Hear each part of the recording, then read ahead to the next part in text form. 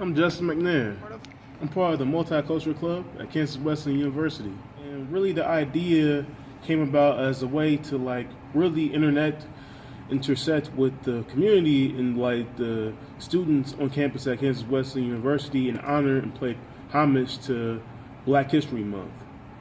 The poem I read from Booker T. Washington just talked about the whole manifestation of his experience in going to Tuskegee University, how he was doing something that was for himself and trying to get an education, but it was the greater good of all humanity, if you will.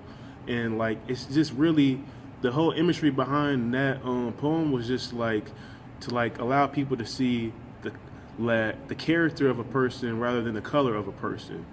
And that was a big symbolic thing that I got out from reading that poem that just really touched me. And that's why I really wanted to share that message to people as a product of Black History Month, because of the fact that it's not about color, it's about character, and it starts with love, and that's what allows us to see that.